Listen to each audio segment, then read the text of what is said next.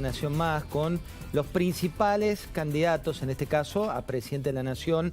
Ahora vamos a hablar con Javier Milei. Tenemos para dentro de un ratito la última parte de esa entrevista. Javier Milei, buenas noches. ¿Cómo anda usted? ¿Qué tal, José? ¿Cómo estás? Bueno, a todos les estoy preguntando como primer disparador lo mismo, que es ¿para qué quiere ser usted presidente? A ver, Argentina trae una decadencia de hace 100 años. De ser el país más rico del mundo, hoy Argentina es 140 el tipo de cambio paralelo. Nosotros queremos evitar y terminar con este sendero de decadencia que nos lleva a ser el país más pobre y más miserable del mundo. Venimos a hacer un cambio de 180 grados para que Argentina se ponga de pie y de acá a 35 o 40 años sea una potencia mundial. El cepo, le preguntaba primero a Patricia Bullrich si era real o no lo de un día, después le pregunté a Sergio Massa y le pregunto a usted, ¿qué hay que hacer con el cepo? Son dos dimensiones, una es la conceptual y otra es la temporal. La conceptual es, mira, el cepo primero es un cercenamiento a las libertades, por lo tanto es algo espantoso y tiene que ser eliminado. Además tiene consecuencias económicas muy negativas porque ese exceso de demanda que vos tenés en el mercado de divisas se traduce en un exceso de oferta en el resto de la economía, que significa que en el mercado de bonos el precio de los bonos es bajo y por ende las tasas de interés altas, es decir, alto riesgo país. Eso te desintermedia el ahorro y la inversión, con lo cual te penaliza el nivel de actividad económica. Argentina tiene un PBI per cápita que está 14% debajo del que teníamos en el 2011. Eso se manifiesta en que faltan oportunidades de trabajo. Es decir, Argentina no registra alto desempleo porque está maquillado en un deterioro del salario real que es monstruoso y además está escondido ese desempleo en un montón de partidas, por ejemplo, la cantidad de empleados públicos. Pero cuando vos mirás los empleos del sector privado formal, está clavado en 6 millones de personas. Y además, en el sector informal tenés 8 millones. ¿Esto qué quiere decir? Que eso te genera una situación donde además se te hacen pobres hasta los propios que trabajan. O sea, hoy el 30% de las personas que trabajan formalmente son pobres. O sea, y eso te genera mayor necesidad de gasto público, mayor gasto social y te genera un círculo vicioso que te estropea, que tarde o temprano o te estropea la cuestión monetaria o te estropea, ¿sí?, digamos, la cuestión social. Pero en algún momento, digo, no te lo vas a aguantar más.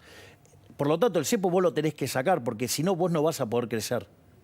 Digo, o sea, es decir, más allá de la cuestión, digamos, importante, que es que lo tenés que sacar porque implica un cercenamiento sobre las libertades individuales, en términos económicos lo tenés que sacar porque te causa un desastre. Primer punto. Segundo punto es el tiempo. O sea, ¿cuándo se saca? ¿En qué momento? ¿En qué momento? Lo que hace que vos saques el cepo y no tengas ningún tipo de problema es que vos puedas resolver lo que se llama el problema de los stocks en el Banco Central. Es decir, para lo cual nosotros proponemos directamente ir a una situación de dolarización, que es para cerrar el Banco Central, usar el dólar, después usás cualquier moneda, y terminar con ese problema de cuajo, y de paso también terminar con el problema de la inflación. Porque vos, en el balance del Banco Central, en el pasivo, ¿qué tenés? Las LELIQs y la base monetaria. Las LELIQs son 30.000 millones de dólares y la base monetaria 10.000, y vos tenés que rescatar esos.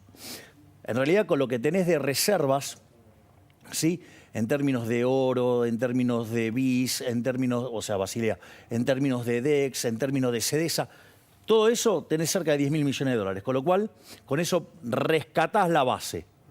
Y después tenés títulos públicos por el equivalente de 90.000 millones de dólares face value, que a mercado valdría un tercio, y con eso vos podrías rescatar las LELIQs. Y de esa manera, vos automáticamente desaparece el cepo. Nosotros tenemos distintas alternativas para hacer eso. Hay una alternativa que es, que nosotros de hecho para esa conseguimos el financiamiento, donde vos entregás esos títulos públicos, ¿sí?, que es para estar a un tercio de valor. ¿Y qué es lo que pasa? El riesgo más grande que tiene Argentina siempre es el riesgo moneda. Entonces, si vos baja el riesgo moneda porque desaparece, porque no vas a devaluar más, si al mismo tiempo el rebote que te genera una estabilización hace que tu riesgo de contraparte o tu riesgo de crédito baje y con todo esto baja el riesgo tasa de interés, quiere decir que el riesgo país se te desploma, con lo cual esos títulos van a valer un montón de plata. Es decir, esa es una solución rápida y que la tenés disponible. Hay otras soluciones, por ejemplo, como la que ensaya Emilio Campo, que es que esa ganancia de capital quede mayoritariamente dentro de las arcas públicas para que puedas bajar la deuda neta. y mejorar todavía más el perfil de crédito del país. Son distintas alternativas. Nosotros vamos a buscar la alternativa, digamos, o sea, que tenga una consistencia legal y que se pueda hacer lo más rápido posible. En el plan que has presentado, un plan que tiene distintas etapas, una de las cuestiones que cambió o que evolucionó, por llamarlo de alguna manera, es que hay como distintas llaves, ¿no?, que van abriendo. No decís voy a liberar el cepo desde el primer día, sino decís tiene que pasar A, B, C y D para que eso destrabe lo siguiente.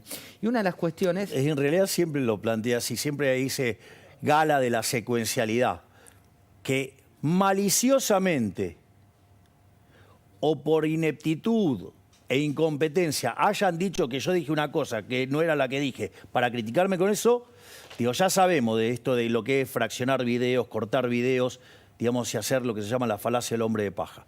Digo, muy extendido, digamos, en los medios. Hoy hablando concretamente de eso, hay un debate respecto de reforma laboral y leyendo tu propuesta lo que decís es propongo implementar el modelo de la UOCRA. ¿En qué consiste? Es ir a una suerte de sistema de seguro de desempleo. Es decir, vamos a ir 2 pasos para atrás porque es importante para entender esto. A ver, suponete lo siguiente. Vos no querés, cuando salís con el auto, chocar. No querés chocar, o sea, y tenés aversión al riesgo. Bueno, vos podés hacer 2 cosas con eso. Podés comprarte un montón de seguros, podés comprarte, no sé, doble airbag, digamos, el motor que se despide, ¿sí? Y vos cuando haces eso, ¿jodés a alguien? No. O sea, es tu decisión, o sea, vos sobre tu propio cuerpo. Exactamente, o sea, tu aversión al riesgo vos la resolvés con seguros. Ahora, vos la podrías resolver de la manera bestial, que es como lo resuelve Argentina, que es prohibirle a todos los demás que anden por la calle, lo cual es una locura. Bueno, toda la regulación laboral en Argentina está pensado bajo esa lógica. Es decir, es un conjunto de regulaciones que hace que sea imposible contratar trabajadores. Es decir, lo único que hacen es destruir trabajo. Y eso, y además tenés la industria del juicio y todas las penalidades que hacen que, digamos, si vos despedís a un trabajador, quizás la empresa te quiebra. Esa es la regulación que tenés hoy. Entonces, y en realidad lo que vos necesitas es un seguro. Entonces, te pasas a un sistema de seguro de desempleo, digo, como es el de la UOCRA, que digo, todos los meses dejan una parte, pero lo que nosotros proponemos es darle mayor profundidad financiera. Entonces, vos fíjate que esto es muy interesante, porque hoy el mercado de trabajo formal del sector privado son 6 millones de personas. Y esto te permitiría, ¿qué? Ir a 14 millones de personas. ¿Y quiénes serían los principales interesados de pasar de este sistema que no funciona a un sistema que sí funcione? Bueno, en primer lugar, los sindicalistas, ¿no?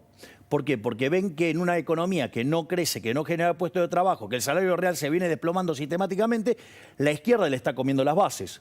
Por lo tanto, tienen el modelo de negocio en jaque. Por otra parte, las compañías de seguro van a decir, pará, acá hay un negocio de 8 millones de personas.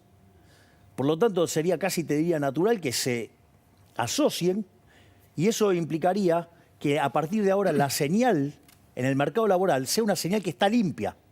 Por lo tanto, si vos generás un proceso de estabilización, que además generás un ajuste fiscal que permita que haya más ahorro y todo esto se transforma en mayor inversión, esa inversión además va a ser intensiva en trabajo. Por lo tanto, digo, no solo que te van a subir el salario real, sino que además te va a subir la cantidad de puestos de trabajo. Y es más, cuando empiece a darse esta mejora, una cosa que te va a pasar también es que te va a aumentar la población económicamente activa. Entonces, fíjate, vas a tener mayores salarios reales, mayores puestos de trabajo. Vas a tener, además, un plus adicional por el cambio de la APA. ¿Sabes qué te va a permitir hacer eso hacia adelante como reforma de segunda generación? ¿Qué permite? Reformar el sistema previsional, pero sin vulnerar derechos.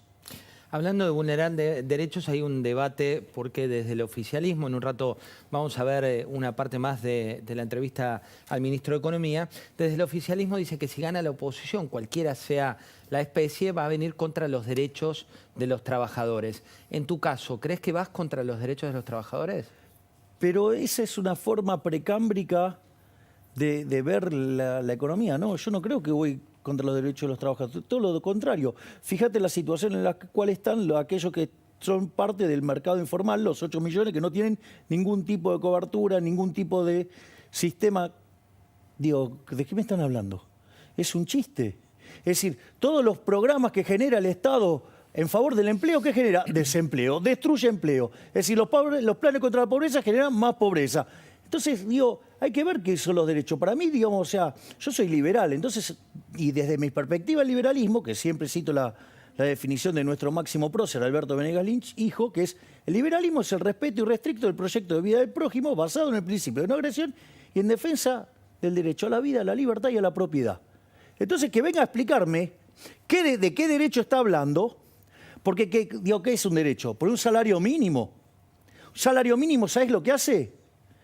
Bueno, digamos, en principio intenta ir contra el derecho de propiedad de la empresa, con lo cual lo que va a hacer es, en dinámica, además te va a destruir puestos de trabajo, o sea, con lo cual te genera un problema hacia adelante, destruyéndote puestos de trabajo.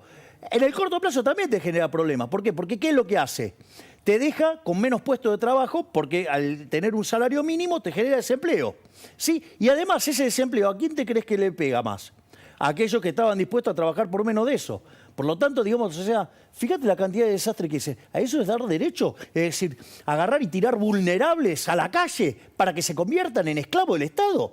¡Ey! Digamos, ¿por qué no empezamos a decir de qué hablan cuando hablan de esas cosas? Para que queden claro que en realidad a esos que dicen que quieren proteger son a los que terminan condenando.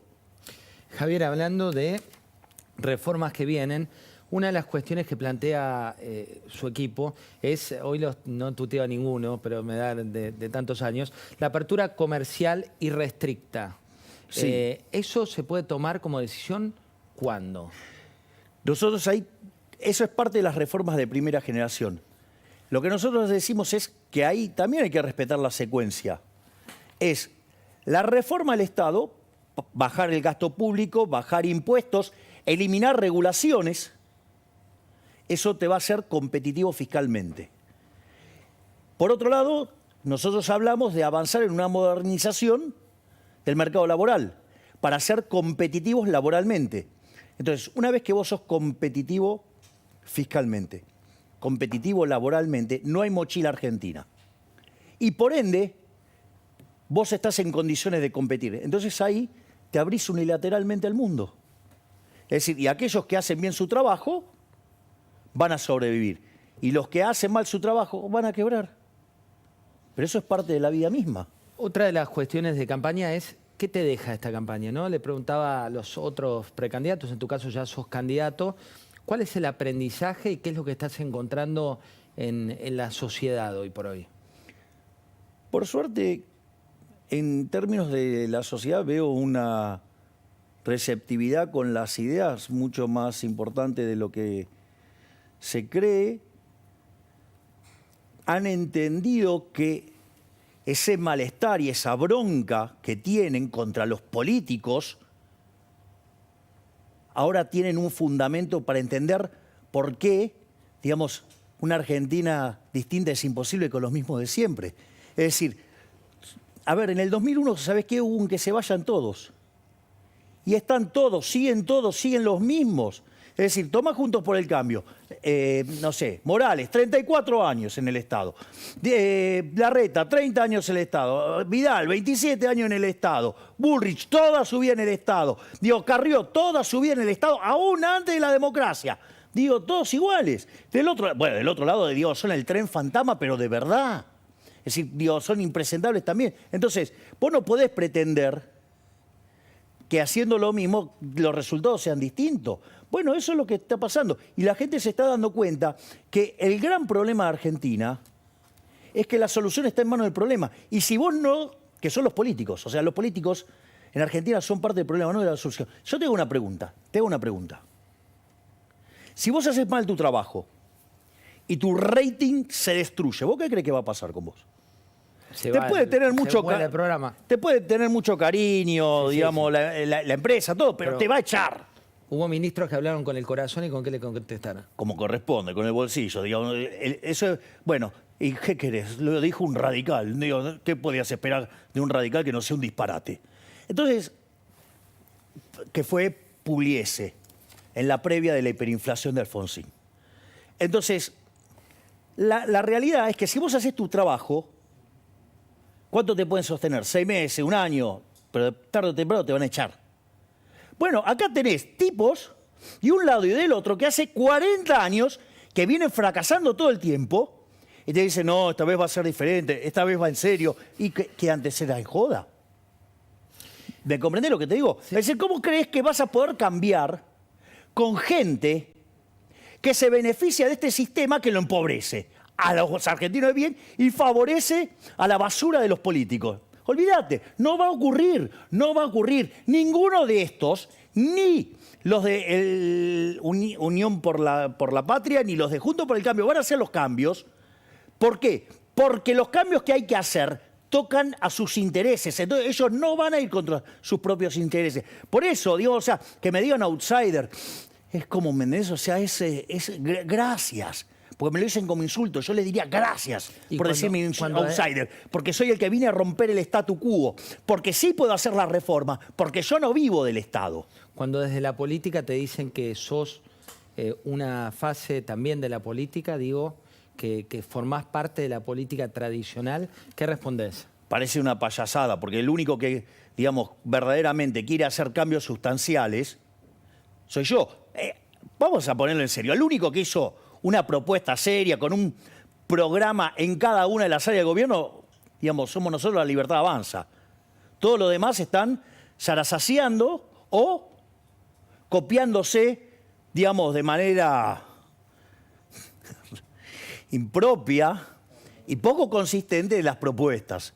Hablando de resultados, Javier, ¿esperabas mejores resultados en las provincias? ¿Esperabas que sin tu cara o tu nombre adelante de la fórmula los resultados fueran los que resultaron? A ver, vamos.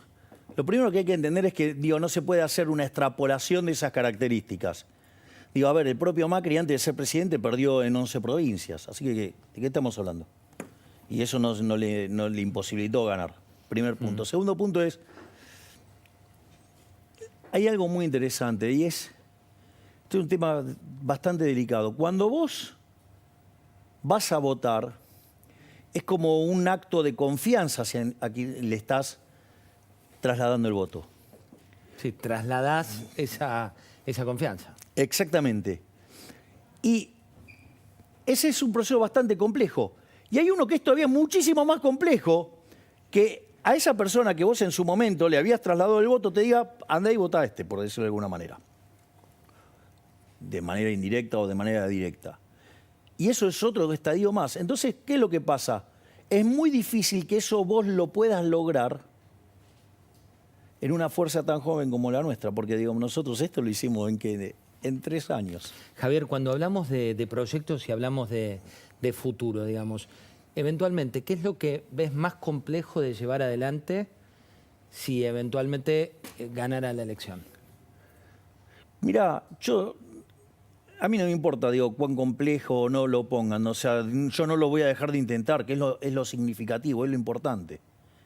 Es decir, no solo que yo sé lo que hay que hacer, sé cómo hay que hacerlo, sino que además tengo la convicción para hacerlo. Es decir, nosotros en paralelo a todo lo que es la reforma de primera generación, planteamos la reforma monetaria y financiera que a la postre termine con el Banco Central. Y para que de una vez por todas podamos terminar con la inflación. O sea, yo tengo claro que la sociedad, si nos elige a nosotros, es porque quiere terminar con la inflación y quiere terminar con la inseguridad.